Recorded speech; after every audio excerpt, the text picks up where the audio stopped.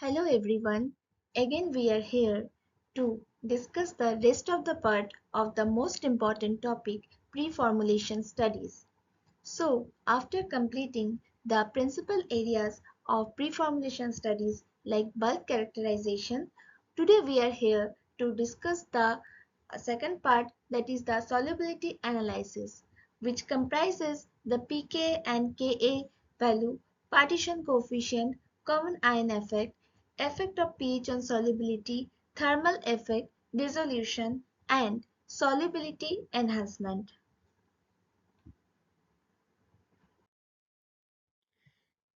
Now, first of all, I want to discuss about the definition and the types of solubility. So, before moving forward, here we want to discuss the definition of solubility. So, what is solubility? Solubility is like the maximum concentration of drug which is present in the given system or solvent solution at standard condition or room temperature, and a particular ATM pressure is solubility. Means at the condition when no more solute dissolves in saturated concentration. And we can also say that the concentration of drug in solution is in equilibrium condition with solid phase is known as solubility. So solubility means that is the concentration at which the solution phase is in equivalent with a given solid at static temperature and pressure, or more clearly we can say that the amount of solid or solute or drug present in the solvent at saturated condition at a particular temperature and pressure. And now come to the types of solubility. Like what are the different types of solubility? That is the intrinsic solubility and the apparent solubility. So what is intrinsic solubility? It is the equilibrium solubility of free acid or base form which is in ionizable compound at a particular pH where it is fully unionized.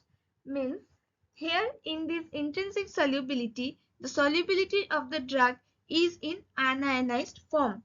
Means it can be determined by the excess amount of drug and to a fixed volume of solvent till the saturated condition.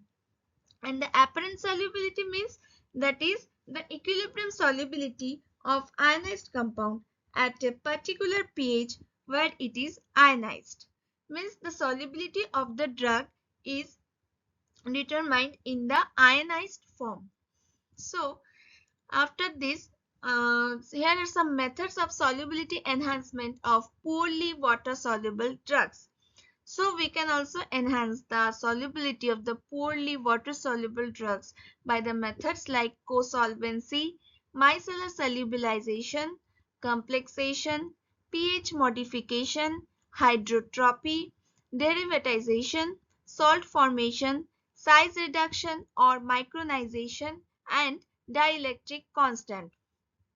With this, we can also move to the most important part, that is the solubility expression. And here we can say that this is the most important part of the solubility studies because many more times many questions have arises from this part. So we have to memorize this with proper justification. So for the term like soluble, freely soluble, sparingly soluble, here are some parameter like the approx weight of solvent in gram necessary to dissolve 1 gram of solute. So we need to memorize this. So for very soluble solution, the weight of solvent which we need to dissolve 1 gram of solute is less than 1 part. So we can say that the solution is very soluble because we only need less than 1 part of solvent to dissolve 1 gram of solute. So this parameter denotes the very soluble types of solution. Next, the freely soluble, which need only 1 to 10 part of solvent to dissolve 1 gram of solute. Next is the soluble, which need 10 to 30 part of solvent to dissolve 1 gram of solute. Next, sparingly soluble, which need 30 to 100 part of solvent to dissolve 1 gram of solute. Next, slightly soluble, which need 100 to 1000 part of the solvent to dissolve 1 gram of solute. Next, very slightly soluble means which need 1000 to 10,000 part of solvent to dissolve 1 gram of solute. And the last means practically insoluble, which means that more than 10,000 part of solvent is necessary to dissolve 1 gram of solute, means where we can not soluble any kind of solute.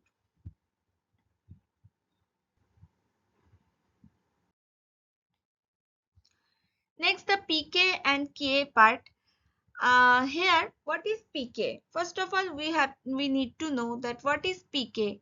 pK is the negative log of equilibrium coefficient or acid dissociation constant, or Ka. The value of pKa indicate the degree of ionization of particular compound of particular pH.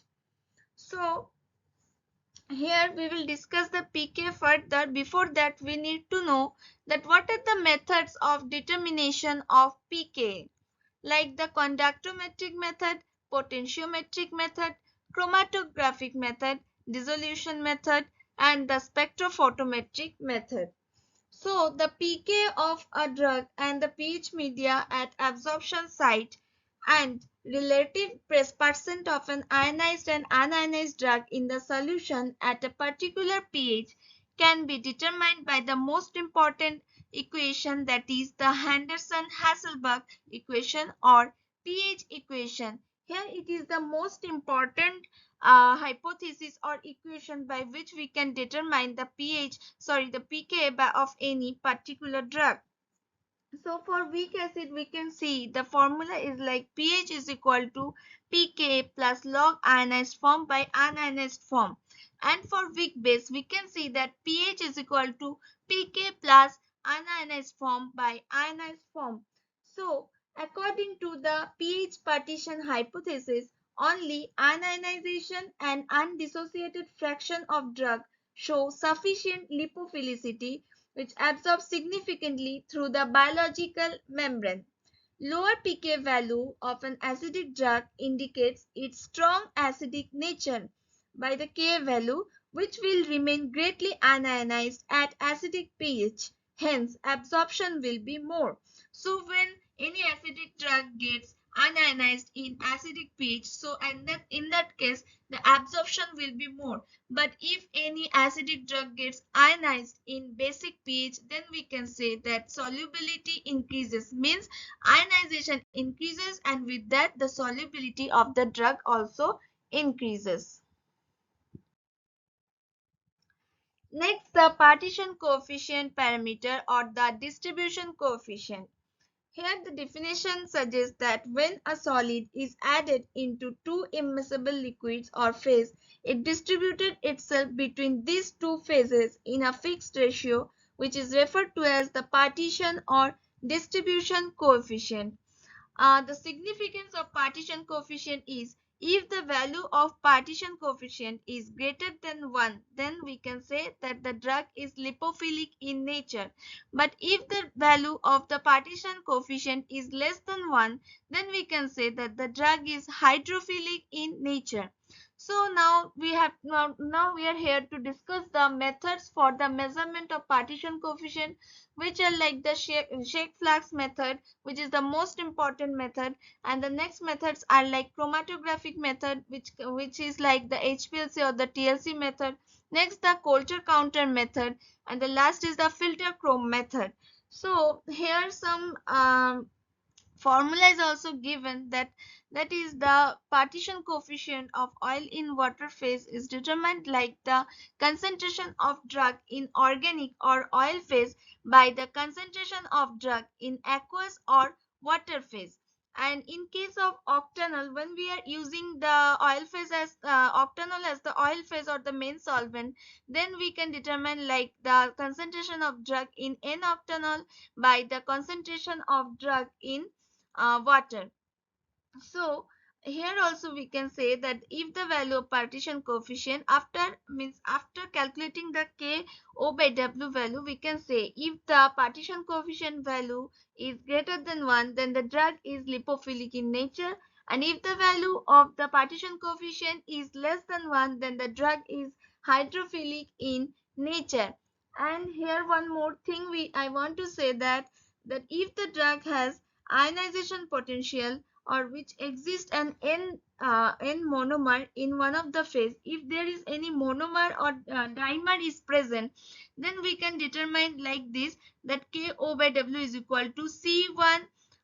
In the head we can say that in the head we determine the value of n means if dimer is present, then n is equal to 2.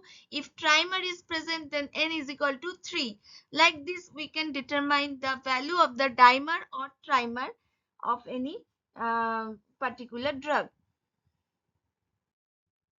Next parameter is common ion effect. So, what is common ion effect?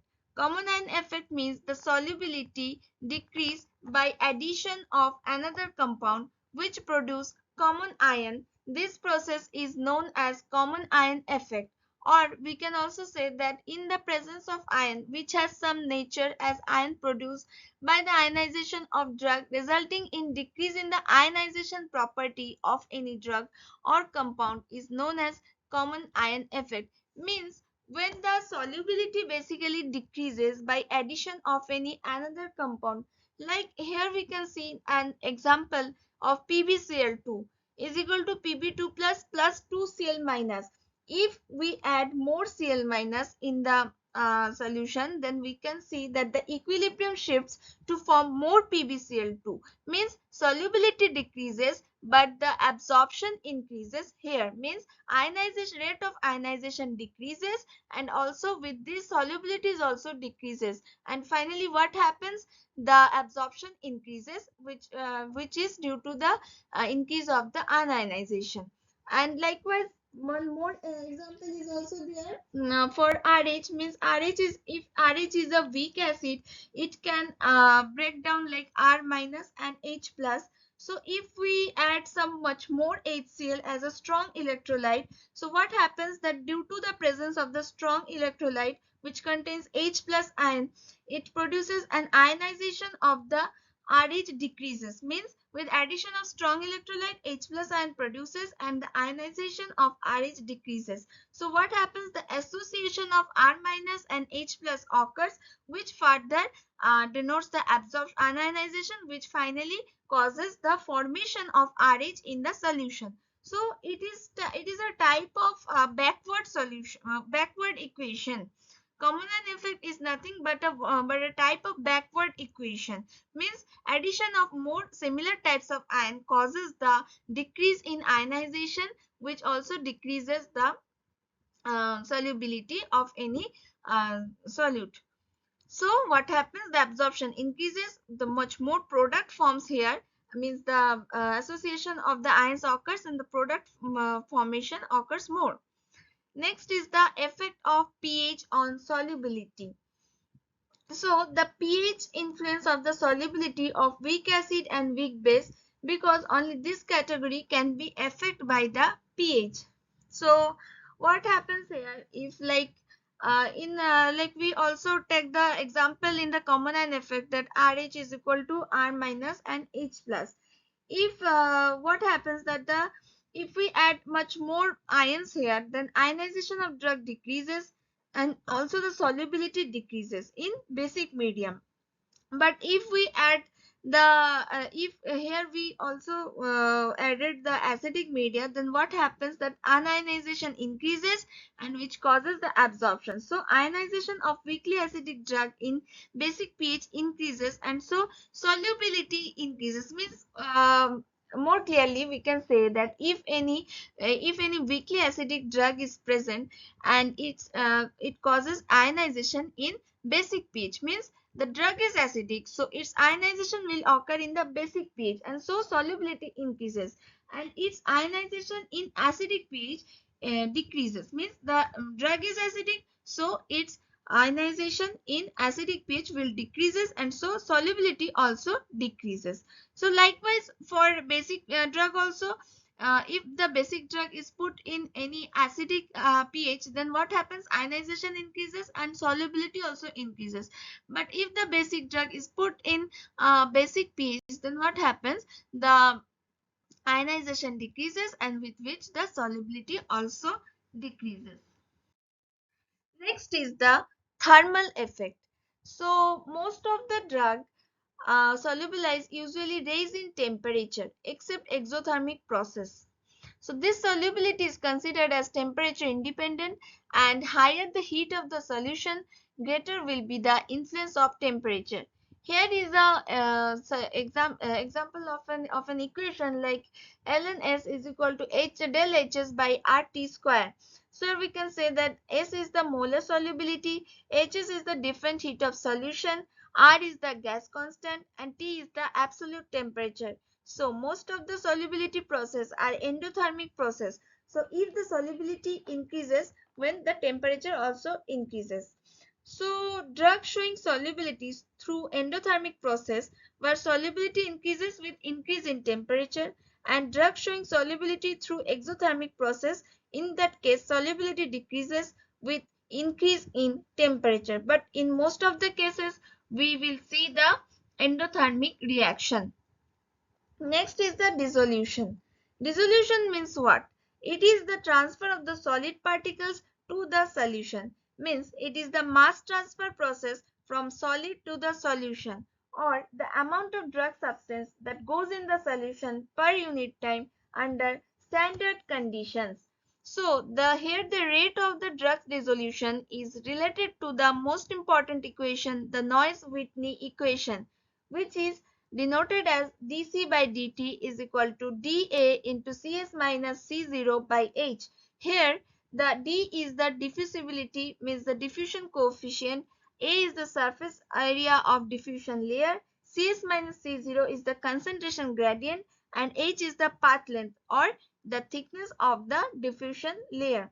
So here dissolution is a process and solubility is a state or condition. So what is dissolution? Dissolution is the transfer of drug molecules from solid to solution. And if particles is particles means here the bunch of the molecules. So dissolution is a mass transfer process from solute to the solution. And also disintegration occurs first. Disintegration, here tablet or any type of drug can disintegrate like this, means when it only disintegrates, it disintegrated into fine particles where more surface area is present, so the rate of dissolution is also increases. And one more process, that after disintegration they finally disintegrate into small particles, like this is the slowest process. So direct dissolution from tablet is the slowest process, but directly the drug when disintegrate, it is the fastest process. And one more thing, if the particle size decreases, then the surface area is also increases, and with that the rate of dissolution also increases. And now the most important part, that is the important MCQs related to up to this. So now we are here at the last slide, which discusses the important MCQs. So the term hydrotropy is used to denote the increase in aqueous solubility due to presence of large amount of additives. Sorry, one more MCQ is there.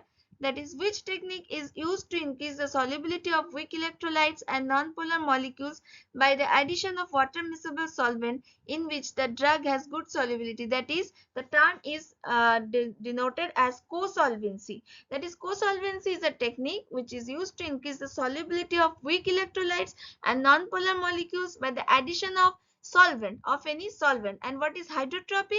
That is the increase in aqueous solubility due to presence of any large amount of additives, means some solute. In hydrotropy some solute is used, and in co-solvency some solvent is used. That is the minor difference between the both of the term co-solvency and hydrotropy. Next MCQ, excipients that increase the aqueous solubility of poorly soluble drugs are known as solubilizers. For a drug to be therapeutically efficacious, it should have some aqueous solubility. Means aqueous solubility is the major means major criteria of any therapeutically efficacious drug. Next, the enhanced solubility in presence of solid is known as hydrotrophy. Once again, the same MCQ.